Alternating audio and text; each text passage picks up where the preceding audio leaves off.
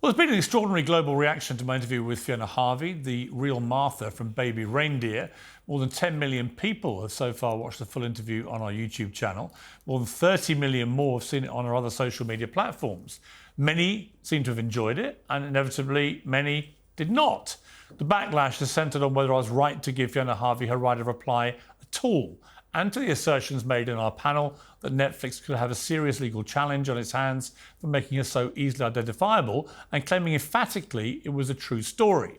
So you've seen the interview, you've seen my verdict, we've had one debate about it, and now we debate the fallout. To discuss, I'm joined by the social commentator Imarn Ayton, defence barrister Chris Daw KC, and stateside Officer Tatum from the Officer Tatum YouTube channel, and Popcorned Planet's Andy Signor. Well, welcome to all four of you. All right, Imarn, I saw you on another show I used to grace. Good Morning Britain. All right, love. And here's what I thought. I thought you raised a good point, Right. okay? And that's why I wanted to get you on today, get you back on Uncensored, because the point you made was you felt that there were ethical concerns about having her at all on a platform as big as this one globally. So explain to me why. Okay, so I think you went wrong in regards to a moral perspective. And this is where I think the conundrum lies in this kind of issue in terms of understanding what is actually happening with this dynamic. So we've got two things. I basically think at the heart of this conversation, thank you, at the heart of this conversation is a moral perspective versus a capitalistic perspective. So I'll just break it down. Just so you know, those two things can be true, work together at the same time, but they often clash. So for you, in regards to a moral perspective, you were completely and utterly wrong, Piers. The reason why is because you decided to exploit a situation in a way that is deemed to be unfair and underhand. Why? Because with all of your expertise, with all of your intelligence, you decided you was going to, and I'm talking to you right now, but I'll let everyone know, he decided he was going to capitalise off of a situation in a way that isn't okay. The reason why is because he knew with his expertise that he was, I don't know, or she was rather, potentially a compulsive liar, that's the truth, potentially mentally unstable and unwell. And in spite of knowing that, with all of your expertise, you decided to continue with the interview. And this is why you morally went wrong. But I will be fair, because I'm a centrist. I'm not left, nor am I right. I am a centrist. From a capitalistic perspective, because that's what we're talking about, morals versus capitalistic perspective. From a capitalistic perspective, Piers, I believe you were excellent, fantastic. This is why it's annoying, because he does really well. He saw an opportunity, he utilised it, and he decided to lead the way and blew every single person out of the water. So in terms of a capitalistic perspective, he was right. He was accurate. Okay. So you are right, you are wrong. Both things can be true at the same time, and therein lies the conundrum, and this is the conversation we are here to have Well, today. that's exactly the conversation we're going to have. So here's my response. Before I go to Chris Daw next, my response would be this. Obviously, we gave it a lot of thought before we interviewed Fiona Harvey, because I, like many millions of people around the world, I'd watched the Netflix series. And it was a very harrowing series. It's very funny in parts. It's shocking. It's moving. Yeah. It's all of those things. It's very honest. If you believe that Netflix, when they say this is a true story, are telling the truth. But the real issue came that once Fiona Harvey's identity became known very, very quickly, thanks to internet sleuths, and it wasn't difficult. They chose an actress who looked like her, and they made her sound like her. They revealed it was a North London pub where she'd been in, and then they revealed all the choice of messages which could be easily tracked back to her own social media. So this took about 10 seconds for the sleuths to work it out. Once her identity was out there and she was being written about in the papers, she was furious at what she saw as an unwarranted invasion of her privacy, because no one at Netflix or Richard Gadd, of course, the writer and the star of the series, had bothered to run this past her or check if it was okay that they did this to her. No duty of care, she felt, by Netflix or Richard Gadd or Clark and Well Films, because she was so easily identified. So their claim to be protecting identities of those in the show they depicted clearly wasn't true and clearly was useless and ineffective. But thirdly, that she felt very seriously that she was being exploited for massive financial gain.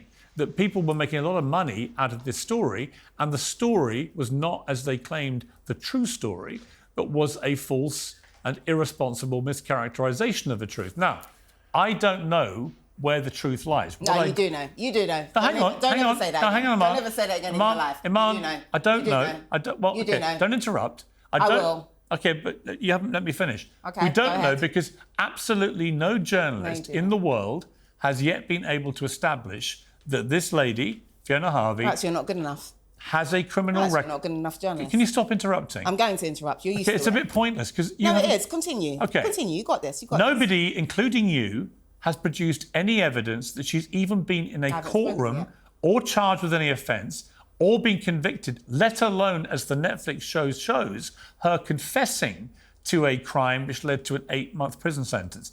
And that, if it's not true, to me, massively discredits the Netflix series and massively contradicts their claim it's a true story. So let me bring in Chris Daw, KC, a King's Counsel, so a top lawyer. Chris, I know that you've spoken today Chris. to Fiona Harvey. Having spoken to her, having watched my interview with her, having been aware of the global noise around the series, obviously, what is your view about the legal issues involved here? Well, I think I agree with your analysis a few moments ago. If this show had been presented as a work of fiction or semi-fiction, and if that had been made crystal clear as a disclaimer at the beginning of the show and at the end credits, I think people would kind of understand that there is artistic license in that process. But I looked myself today at the Netflix press release for the show, and I think it described it as a true story at least 5 times. Yeah. And in fact, at one point, it describes the the source material for the show as being, quote, real life. So throughout Netflix's marketing of this show, and in the presentation of the show online on the Netflix platform, it's presented as being true. There's no caveat to that. And the problem with presenting something as truth when it is untrue and would be knowingly untrue to Mr. Gad, the creator of the program and of the script. The problem with that is that if the person involved is readily identifiable, as here, as Fiona Harvey clearly is, then that person has a legitimate grievance. And I've spoken to her today, as you say, and she rightly feels extremely aggrieved at what's happened to her and her reputation. And to be clear, I think there were a number of times personally in my interview with her where I didn't think she was telling me the truth and where what she was saying stretched the boundaries of credibility. However, I do think it's really significant that Netflix had this big denouement scene in the final episode. And I can show a little bit of this. We actually show Fiona, the real Fiona, watching Martha, who is based on her, and this scene from the final episode. Let's take a look. There's one key point in the drama that has Martha's character pleading guilty to intimidating Richard Gadd in court and sentenced to 9 months prison time. Let's watch. You're charged with the stalking of Mr. Donald Dunn between the dates of the 14th of August 2015 and the 22nd of March 2017. Are you guilty or not guilty? Guilty.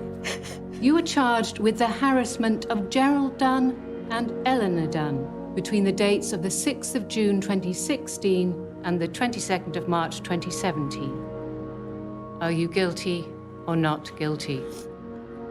Guilty. My little reindeer. Now, again, there is obviously a resemblance between... Do you think so? Well, a bit, but That's hardly flattery. Well, I don't mean to flatter you or not flatter you. I just think there is a resemblance, having met you, and you both speak Scottish people. Yeah. But the fundamental point of this is, did you take part in that? So did you go to jail? Did you have a trial? Of course not. Of course not. Have you ever been to prison? No. Have you ever been charged with a criminal offence? No. Never? No. Nothing? Nothing. So that scene is completely invented? That's completely false.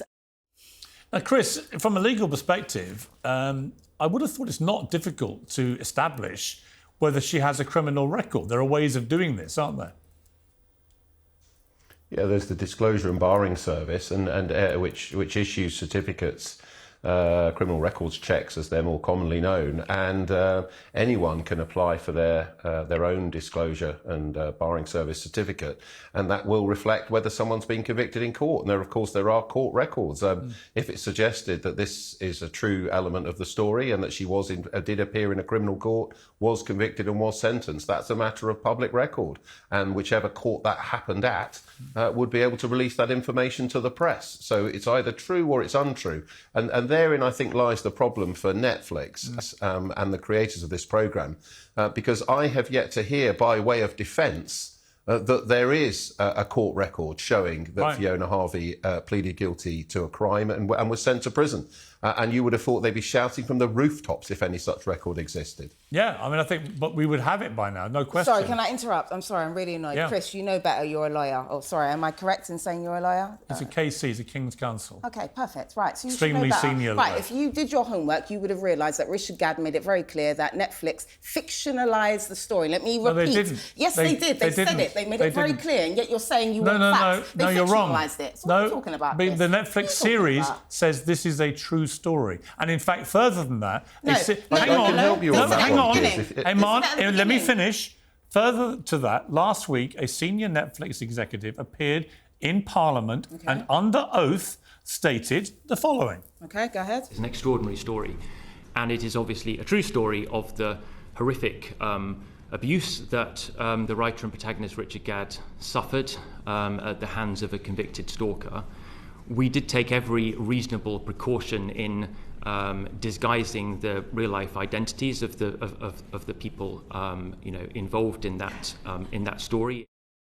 So, just to repeat, there is no evidence she's a convicted stalker. May I interrupt? Which means it's not a true story if that is the case. And they clearly did not do their duty of care to protect her identity. No, lie. Because she was identified Lie. within seconds. Lie.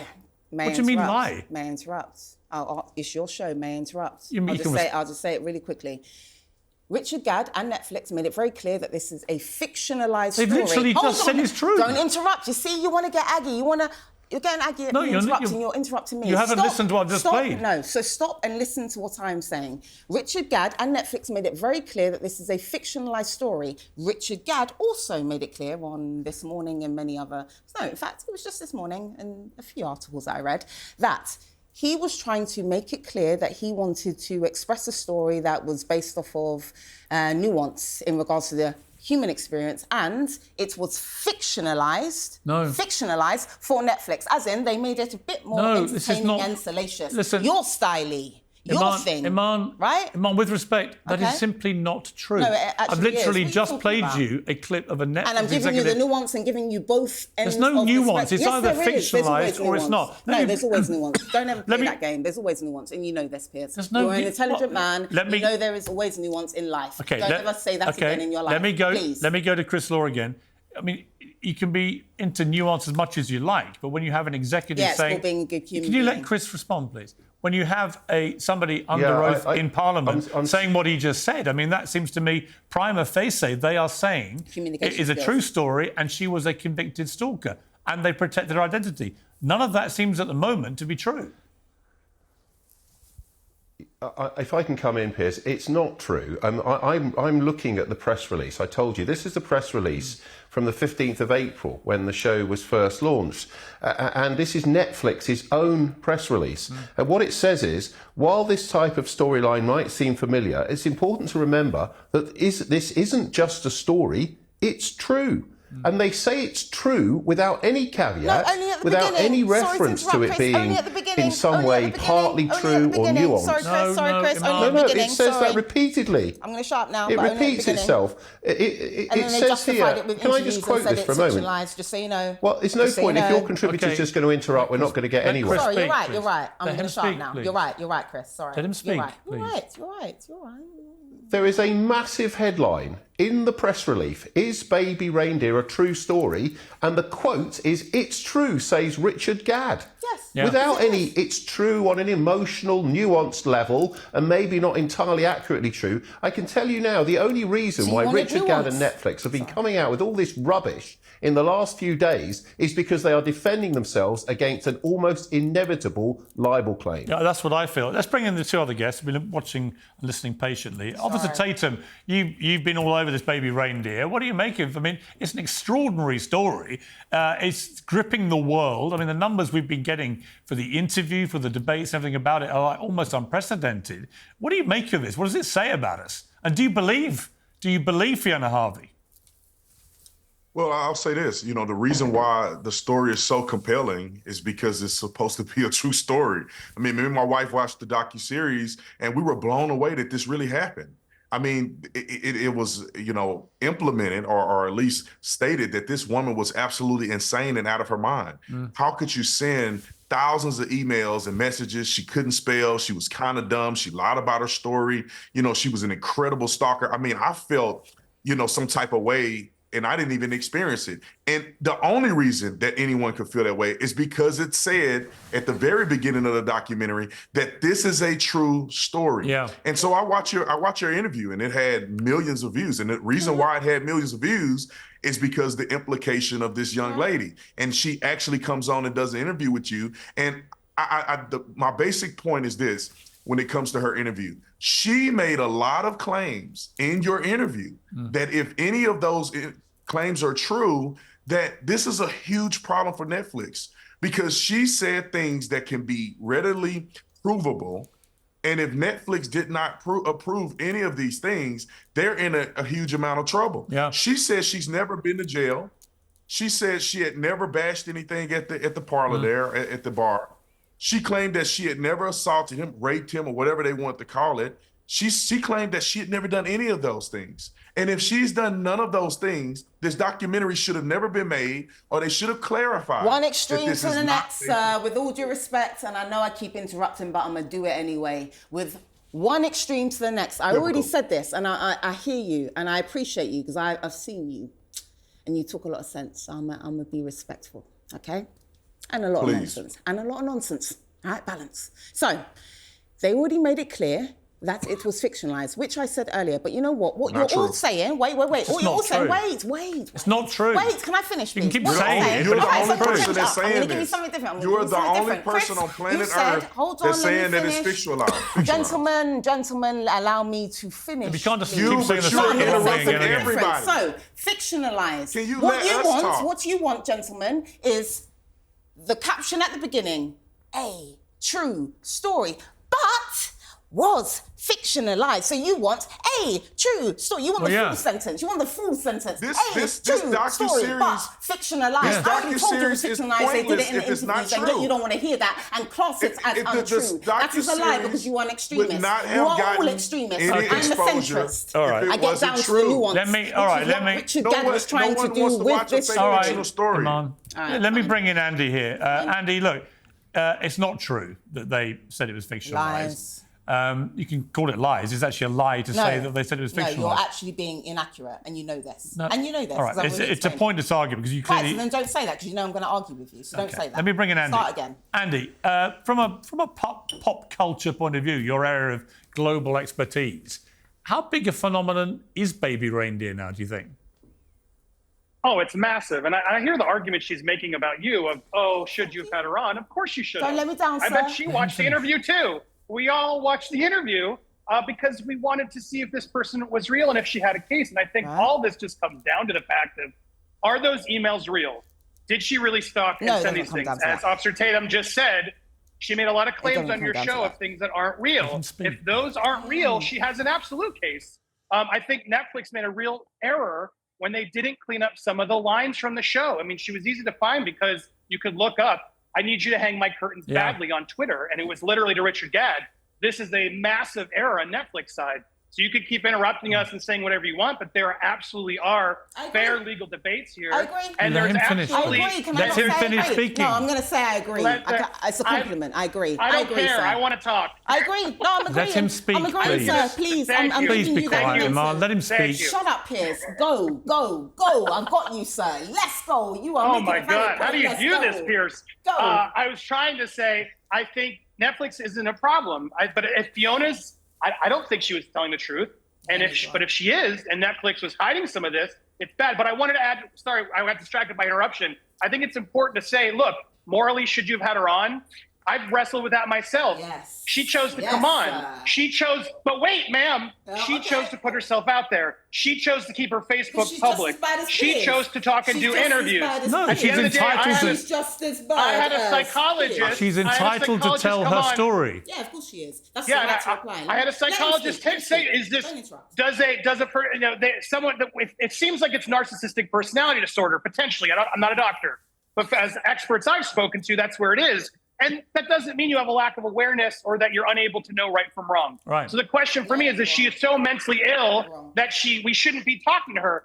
If she's done the things she's done, yeah, we should be calling her out. Yes, we should be demanding accountability. And I think the funniest thing about all of this, the one part apparently that's not true about Netflix is her not taking accountability in court, which is not a good look for her. And so I think if the emails and all of that are inaccurate, she absolutely has a case, in my opinion, because she was so easy to find.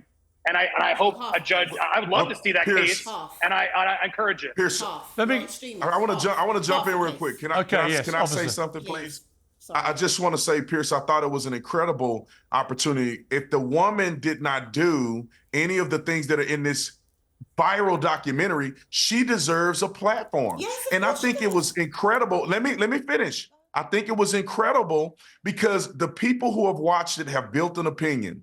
And she's either going to confirm that opinion or she's going to expose it as a lie. She deserves to have a platform and reach. I needed to watch that. Everybody who watched this docuseries needed to see, is this woman really crazy? And if she's not, if Pierce had not brought her on, she would not have a voice whatsoever. She could not clear up any of these lies because this docuseries is so viral. There's so many people talking about it. It was #1 on Netflix. There has to be tens of millions of people who are watching this. And her character, her whole existence will be destroyed forever if all of these things that were put in this documentary were untrue.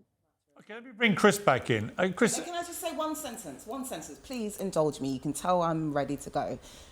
Yes, every single person on this planet has the right to reply, but not every single person is afforded the opportunity. And this is why, in regards to morality, Piers went wrong, because he decided to platform someone. Just so you know, there are only 5% of stalkers in this country. I lied. It was more than one sentence. There's only 5% of stalkers in this country that are actually convicted. So Piers decided, with his expertise, intelligence, platform, and provenance, he decided he was going to platform an accused stalker. 5% of stalkers are convicted. And there are 700,000 victims of stalkers in this country. Baby and yet Piers Reindeer decided to delve into Fiona. And this is why I'm Aggie, this is why I'm animated, and this is why I keep interrupting with my black style. Okay, let me bring Chris. The docuseries exposed her. It wasn't hard to see. I mean, the actor should win an award. The actor should win an award for how closely related she was to the actual person. Netflix put Fiona Harvey out onto the global platform No, she by putting a character in their series which could only have been her, which is why she got recognised within 10 seconds when people referenced the messages that were put in the show. Can you please let me finish? But you knew what you were doing then. No, Piers. I knew I was I'm platforming a woman who wanted to have her say And it. also is potentially a compulsive liar and Yes. potentially unstable and unwell, and you knew that with all of Well, your the good thing is, and your journalistic the good thing is you are proving right now that I do platform people who might be unstable. Yes. So let's just be clear about that. Also conscious. Now, So yes, you're right. You're clearly. right. It's a joke, but he's right. I could be unstable, but I could also be very conscious, pragmatic, logical. Okay, you're not. And you can also let other people talk. Let me bring Chris, You're really rude. Let me bring Incredibly Chris back in. Yeah. Chris, like I said, you spoke to Fiona. As a result of that, will you be taking her case up? I'm in discussions now with a law firm in London with a view to taking the case forward. And would that be a pro bono situation? I'm not going to discuss the terms of engagement. All I can tell you is this, Piers. I think that there's a degree to which the main point is being missed here. Netflix have chosen to make vast money, huge amounts of money, from promoting this programme as being a true story. And they have done so without telling the public whether, in fact, now that Fiona Harvey has challenged them on that key detail of her being a quote-unquote convicted stalker who was sent to prison repeatedly and multiple times sent to prison, is the allegation made within the programme. Before and after Richard Gadd, she was supposedly previously convicted and imprisoned and then pleaded guilty and imprisoned again, according to the programme. Netflix have not come out and said one way or the other whether they are standing by that allegation that she is a convicted stalker with a criminal record who's been to prison or not.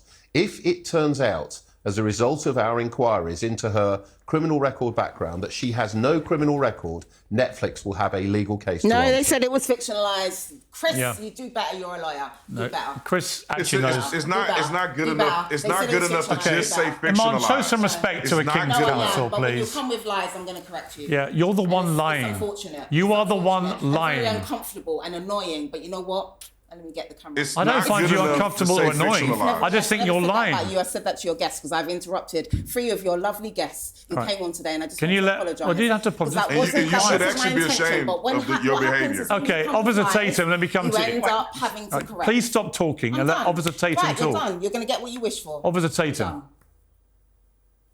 I'm surprised that she wasn't in that movie, that docuseries, because she's Yeah. absolutely out of control. But let me just say it like this. You know, I think it's, you know, incredible, and because you cannot say that it's fictionalized. You have to also act in good faith. You cannot say, well, I don't want to name anybody, but you have a character that probably did the best acting I've ever seen in my life, because as soon as you brought on the show, I thought that was the person who was acting. This was the real woman who was being accused. That's how closely related the actor was to the actually accused. And so you can't just say in an interview one day, it was fictionalized. No, every sign and symptom of every creation of this documentary made it seem like it was real, all the way down to the characters. And they portrayed a lot of other people who could easily be exposed. There's a tons of people that worked with him, many people that knew him, many people would have known of her. It's not reasonable to think that they could not be discovered. I think it was incredibly sloppy for them to then throw out all of this information that can expose every single person that he was really referring to, and then say, well, I hope nobody searched. This is the top docuseries on Netflix. Yeah. This is huge. People are going to search. Why would anybody not? Everybody's curious. Did this woman really do this? She is one of the craziest women on planet Earth, if this in fact is true. And people are enthralled with the docuseries, Yeah, I which totally is agree. kudos to them. I totally agree. Let me bring in Andy. Andy, I mean, where do we go from here, do you think, with this? Well, I have a question for you. All the internet wants to know, and I'm sorry if I missed if you answered it. Has she stalked your producers who reached out? I feel like it's relevant. Actually, Other you know journalists what? she's interviewed have said it. To be honest, she's had a couple of slightly intemperate messages, but nothing particularly out of the ordinary. That's a yes, But she's yeah. also today had a very good conversation with 2 of my producers and was in a pretty good place about it all. And look, I think anyone like Fiona Harvey, who is suddenly propelled into the global public spotlight, albeit willingly when she came on this show, but anyone who does that, you know, you lose your anonymity in a flash. But of course, the reason she came on was that her anonymity had been shattered by what Netflix did. And as Chris Daw rightly says, the key question, aside from the abject failure of duty of care, the key question is if you say somebody is a self-confessed, by the way, because she was seen pleading guilty. If you're a self-confessed, convicted, multiple stalker, and it turns out none of that is actually true, I think it's a prima facie, open and shut legal case, whatever Netflix say. Right, I do know, by the way, that Netflix, in their private briefings to journalists so far, have produced zero evidence of any conviction. And yet Richard Gadd has been going around. And listen, I've nothing against him.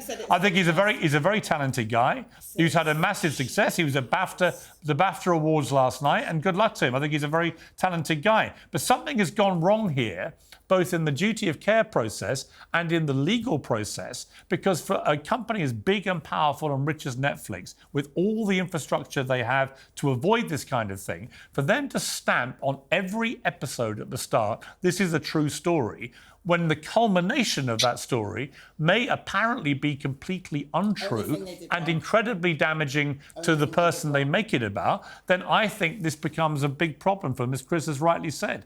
So it'll be interesting to see how it goes. Yeah, sorry, Andy. It's incredibly frustrating. I was just going to say, it's incredibly frustrating as she keeps talking about, well, no, they said it's fictionalized. Not everyone saw the follow-ups. Yeah. Like, we can't have every audience member, all the 100 million people that watch on Netflix, watch everything they produce. They're watching the show, and the show says it's a true story. Yes. That's what legally matters. And that's why I was asking you, because I'm curious. I think it was the Daily Mail or someone said that she was being very aggressive and verbally mean and calling him names after the interview. You haven't experienced that. We have not had that really at all. I mean, I think she's a volatile person.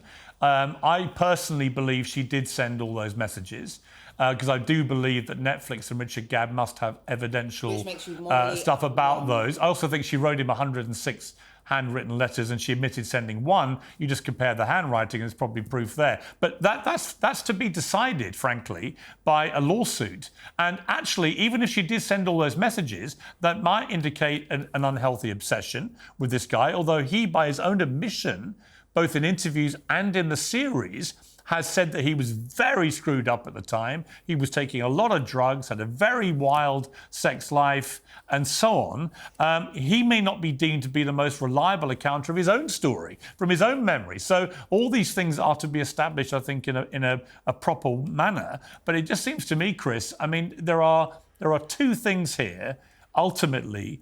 One is the duty of care issue, which I don't think should be ignored at all, because I don't think a company like the BBC, for example, would have ever let this go through in the way that Netflix has allowed it to, for legal reasons. But secondly, ultimately, if you call someone a convicted stalker and they're not, that is a serious, serious defamation. No, it's not when they say it's fictionalised. Sorry, please be quiet, Imarn. Even if it turns out you did send the messages. Am I right in thinking that really would be almost irrelevant to the central point? Yeah, I'm not. It's not necessarily irrelevant. Obviously, if you're looking at a libel action, there will be examination of what the person has and has not done.